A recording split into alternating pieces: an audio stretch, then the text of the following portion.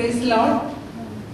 കർത്താവിൻ പ്രിയരെ, അനേകം സുവിശേഷകർക്കിടയിൽ വേറിട്ട് നിൽക്കുന്ന ഒരു വ്യക്തിത്വത്തെ നിങ്ങൾക്ക് പരിചയപ്പെടുത്തുവാൻ ഞാൻ ആഗ്രഹിക്കുന്നു. David Livingstone. ഡേവിഡ് ലിവിങ്സ്റ്റൺ 1813 സ്കോട്ട്ലൻഡിലെ ബ്ലാൻറ്റയർ എന്ന സ്ഥലത്ത് ജനിച്ചു. അദ്ദേഹത്തിന്റെ പിതാവ് അദ്ദേഹത്തെ ചെറുപ്പത്തിലെ തന്നെ വിഖ്യാതരായ മിഷണറികളുടെ ജീവിത ചരിത്രം വായിച്ചു കേൾപ്പിക്കുമായിരുന്നു. പ്രത്യേകിച്ചും മിഷണറിയും ഡോക്ടറുമായിരുന്ന കാൾ വുഡ്സ്ലാ എന്ന ഡച്ച് മിഷണറിയുടെ ചരിത്രം ഡേവിഡിനെ വളരെ ആകർഷിച്ചിരുന്നു.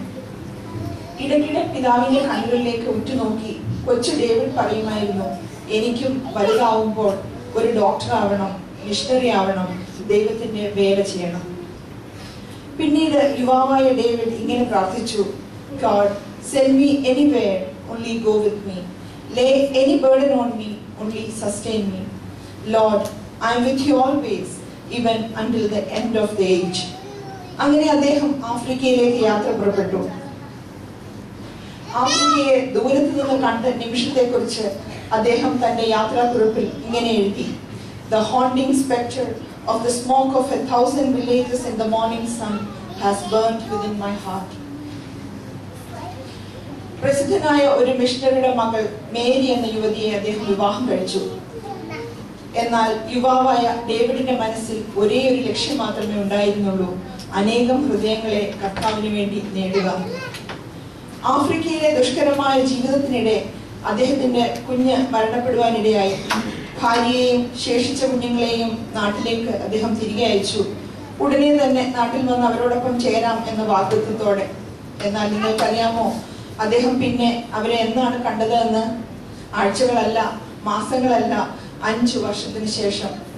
നീണ്ട 5 വർഷത്തിന് ശേഷം നാട്ടിലെത്തിയ ലിവിങ്സ്റ്റനെ ഭാര്യ തിരിച്ചറിഞ്ഞില്ല. എന്തെന്നാൽ തന്റെ ആഫ്രിക്കൻ വനാന്തരങ്ങളിലൂടെയുള്ള സാഹസിക യാത്രകളിലൊന്നിൽ ചാഞ്ഞു കിടന്ന ഒരു വൃക്ഷശിഖരത്തിലുടക്കി അദ്ദേഹത്തിന് ഒരു കണ്ണ് നഷ്ടപ്പെടുകയും മുഖം വികൃതമാകുകയും ചെയ്തിരുന്നു. ആഫ്രിക്കയിലെ കടുത്ത ചൂടിൽ അദ്ദേഹത്തിന്റെ സുന്ദരമായിരുന്ന വെളുത്ത ത്വക്ക് വെന്ത് ഉരുകി കറുത്ത് വികൃതമായിരുന്നു. കാഴ്ച നഷ്ടപ്പെട്ട കണ്ണ്, വികൃതമായ മുഖം, മൃഗങ്ങളുടെ ആക്രമണത്താൽ രൂപഭംഗി നഷ്ടപ്പെട്ട ശരീരം, അർദ്ധപ്രാണനായ ശരീരത്തോടെ അദ്ദേഹം 5 വർഷത്തിന് ശേഷം തിരിച്ചെത്തിയത് രോഗശയ്യയിലായിരുന്ന തന്റെ പ്രിയ പിതാവിനെ കാണുവാനും ആഫ്രിക്കയിലെ വിശേഷങ്ങൾ പങ്കുവയ്ക്കാനുമായിരുന്നു. എന്നാലോ പിതാവിന്റെ ശവശരീരം പോലും ഒരു നോക്ക് കാണുവാൻ അദ്ദേഹത്തിന് കഴിഞ്ഞില്ല. ചരിത്രം പറയുന്നു, ആ മഹാപുരുഷൻ നടന്നു കയറിയ യൂണിവേഴ്സിറ്റികളിൽ പണ്ഡിതന്മാർ അദ്ദേഹത്തെ എഴുന്നേറ്റ് നിന്ന് ബഹുമാനിച്ചിരുന്നു. എന്നാൽ ഈ അംഗീകാരത്തിനോ ആരാധകർക്കോ ലിവിങ്സ്റ്റനെ അവിടെ തളച്ചിടാനായില്ല. ഒരു ദിവസം രാവിലെ ഉറക്കം എഴുന്നേറ്റ് തന്റെ പ്രിയ പത്നിയോടെ അദ്ദേഹം ഇപ്രകാരം പറഞ്ഞു, The haunting spectre of the smoke of 1,000 villages in the morning sun is still burning in my heart. We need to go back. മേരിക്കും അദ്ദേഹത്തോടൊപ്പം പോകാൻ അതീവ താല്പര്യമുണ്ടായിരുന്നെങ്കിലും കുഞ്ഞുങ്ങളെ വളർത്തുവാനായി നാട്ടിൽ തന്നെ നിൽക്കുവാൻ അവർ നിർബന്ധിതയായി. ലിവിങ്സ്റ്റൺ തന്റെ ഏകാന്ത യാത്ര തുടർന്നു. ആഫ്രിക്കയിലെ ഹൃദയങ്ങളെ കർത്താവിന് വേണ്ടി നേടുവാനുള്ള അതീവ വാഞ്ചയോടെ. അനേക വർഷങ്ങൾക്ക് ശേഷം മേരിയും അദ്ദേഹത്തോടൊപ്പം ചേർന്നു. എന്നാൽ ആഫ്രിക്കയിൽ കാലുകുത്തിയ ദിവസം തന്നെ മേരിക്ക് ഒരു പകർച്ചവ്യാധി പിടിപെടുകയും ദിവസങ്ങൾക്കുള്ളിൽ മരണപ്പെടുകയും ചെയ്തു. അവരെ ആഫ്രിക്കയുടെ മണ്ണിൽ അടക്കം ചെയ്തു. ലിവിങ്സ്റ്റൺ ആ ശവകുടീരത്തിന് മുന്നിൽ മുട്ടുകുത്തി നിന്ന് ഇങ്ങനെ പ്രാർത്ഥിക്കുന്നത് കൂടെയുള്ളവർ കേട്ടു, My Jesus, my King, my life, my all, I again consecrate my life to Thee. I shall place no value in anything I possess or anything I made, except in relation to Thy kingdom and to Thy service. Lord, I am with you always, even until the end of the age. Lord, I am with you always, even until the end of the age. അദ്ദേഹം അവിടെ നിന്ന് തന്റെ bag എടുത്ത് താൻ സുവിശേഷിച്ചിരുന്ന ഗ്രാമത്തിലേക്ക് യാത്രയായി. അവിടെ തന്റെ ചെറിയ കൂടാരത്തിലെത്തിയ അദ്ദേഹം സ്തബ്ധിച്ചു നിന്നു. തന്റെ മരുന്നുകളെല്ലാം ആരോ മോഷ്ടിച്ചിരിക്കുന്നു. താൻ തനിക്ക് വേണ്ടി പ്രാർത്ഥിച്ച അപൂർവ അവസരങ്ങളിൽ ഒന്നിൽ അദ്ദേഹം ഇങ്ങനെ പ്രാർത്ഥിച്ചു, God, you have promised that you would always be with me, and I need that medication if I need to continue preaching the gospel. ഇപ്രകാരം പ്രാർത്ഥിച്ചു കഴിഞ്ഞതും അദ്ദേഹം ഒരു കാലച്ച് കേട്ടു. തല ഉയർത്തി നോക്കിയപ്പോൾ വർഷങ്ങൾക്ക് ശേഷം ഒരു വെളുത്ത നിറമുള്ള മനുഷ്യനെ കണ്ടു. ആരാകുന്നു താങ്കൾ എന്ന് ചോദിച്ച ലിവിങ്സ്റ്റനോട് അദ്ദേഹം ഇങ്ങനെ പറഞ്ഞു, ഞാനൊരു പ്രസ് റിപ്പോർട്ടർ, താങ്കളുടെ ജീവിത ചരിത്രം എഴുതുവാനായി അയക്കപ്പെട്ടിരിക്കുന്നു. എനിക്ക് 2 കാര്യം നിങ്ങളോട് പറയാനുണ്ട്. ഒന്ന്, ഈ ലോകത്തിൽ ഇന്ന് ജീവിച്ചിരിക്കുന്ന ഏറ്റവും വലിയ നിരീശ്വരവാദികളിൽ ഒന്നാണ് ഞാൻ.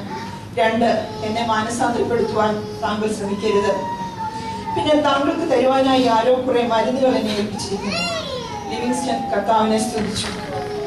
ഹെൻറി എം സ്റ്റാൻലി എന്ന ആ നിരീശ്വരൻ ലിവിങ്സ്റ്റണോടൊപ്പം യാത്ര തുടങ്ങി.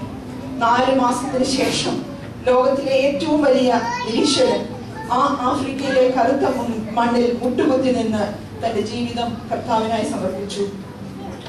ഈ ഹെൻറി എം സ്റ്റാൻലിയാണ് ലിവിങ്സ്റ്റൺ ഓൺ ആഫ്രിക്ക എന്ന അതിപ്രശസ്തമായ ജീവിത ചരിത്രം എഴുതിയിരിക്കുന്നത്.